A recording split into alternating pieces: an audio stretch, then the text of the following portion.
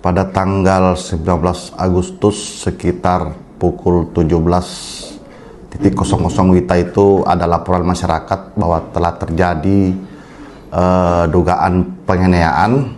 Setelah kami terima laporan dari masyarakat, anggota meluncur ke TKP ya.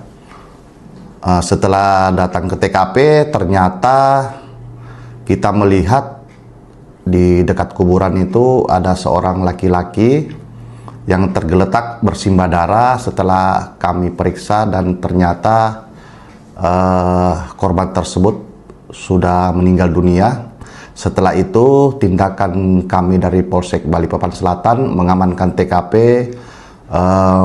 menghubungi pihak Inapis untuk melakukan olah TKP dan memasang garis polis lain serta mencari saksi-saksi yang berada di TKP. Setelah itu kami laporkan ke pimpinan, termasuk kami laporkan ke tim Jatanras Polda Kaltim dan kami di backup pada saat itu. Setelah kami melakukan penyisiran di TKP, timbullah salah satu nama yang kami duga adalah pelaku, ya, yang inisialnya GSA. Setelah itu GSA kami profiling, kita melakukan penyelidikan di backup dari Jatanras Polda Kaltim dan Jatanras Polresta Balikpapan dan jajaran Polsek, mulai dari sektor barat, utara, selatan, kami dibantu. Setelah kurang lebih tidak sampai 1 kali 24 jam, tepatnya di pukul 08.00 di tanggal 20 Agustus 2025 sekitar pukul 08.00 kami menemukan tersangka bersembunyi di rumahnya, ya, di salah satu perumahan yang berada di Balikpapan Utara. Setelah itu kami amankan dan kami mencoba kembali ke TKP untuk menemukan alat yang digunakan untuk melakukan penganiayaan sehingga korban ini meninggal dunia. Ternyata setelah kami telusuri di rumah kos tersebut disembunyikan pisau jenis kerambit, ya, 1 buah pisau jenis kerambit.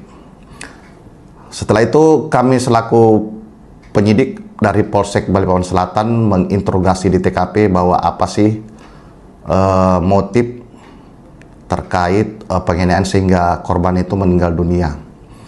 Pada saat di TKP dia mengatakan dia tersinggung karena ada salah satu kalimat yang diucapkan oleh korban bahwa kamu tidak usah banyak ngomong, kamu mau nyusul ke kuburan orang tuamu. Kebetulan dia bertemu di kuburan dan kuburan orang tua korban dan tersangka itu ada satu lingkungan. Nah, ditunjuklah, makanya kalimat tersebut tersinggung. Nah, pada saat tersinggunglah si korban ini melemparkan pisau ke arah pelaku, namun tidak kena. Pisau tersebut sudah kami cari karena kebetulan kuburan tersebut jurang dan hutan. Kami sudah cari dan tidak ketemu. Setelah itu kami melakukan langkah-langkah mencari saksi-saksi lain, dan pada saat itu memang kita ada beberapa saksi yang kita sudah mintai keterangan. Ada 7 saksi mulai dari orang tua korban atau ibunya, termasuk pacar, ya, mau dikatakan pacar atau teman wanita daripada si korban atas nama inisial M. Kita mintai keterangan juga, termasuk Rizka, teman kosnya, ada si Abi, teman pelaku, termasuk Lukman dan pemilik kos tersebut. Jadi intinya motif daripada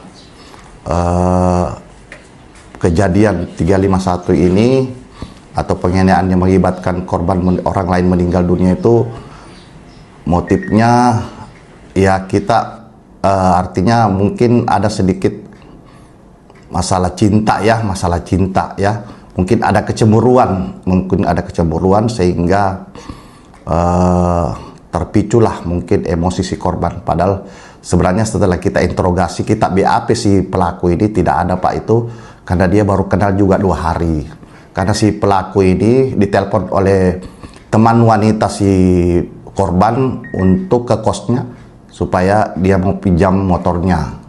Nah, itu aja sih, jadi ada kesalahpahaman. Dan pada saat kejadian tersebut ya spontanitas, jadi tidak direncanakan lah.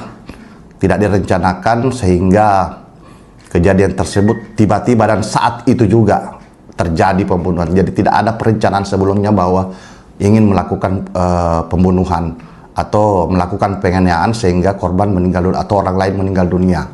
Ya, karena kenapa antara korban dan pelaku ini masih saudara sepupu. Orang tua si pelaku dan orang tua si korban ini masih kakak adik. Jadi sepupu satu kali lah, kan begitu. Adapun tempat kejadiannya itu di depan Guest House Winolanto, Jalan Penegak Gang Winolanto di RT 9 Kelurahan Damai Bahagia, Kecamatan Balikpapan Selatan, masih di wilayah hukum Polsek Balikpapan Selatan.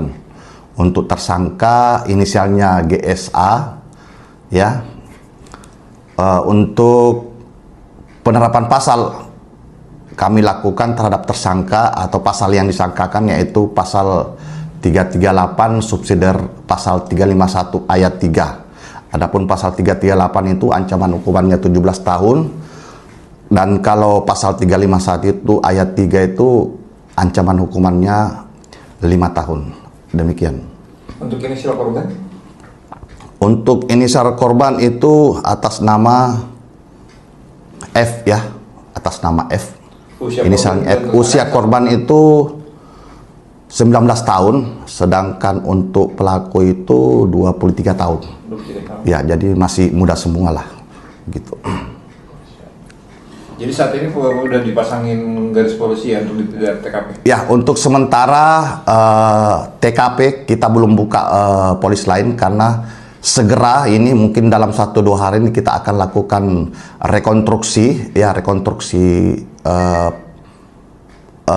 pembunuhan ini atau penganiayaan yang mengakibatkan orang lain meninggal, nanti bersama-sama dari pihak jaksa penuntut umum, baik dari pengacaranya juga si tersangka, nanti akan turun juga tim-tim pengamanan supaya tidak terjadi hal-hal yang tidak diinginkan.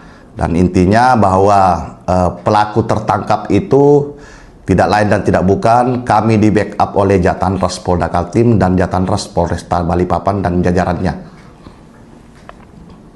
Download Tribun X sekarang, menghadirkan lokal menjadi Indonesia.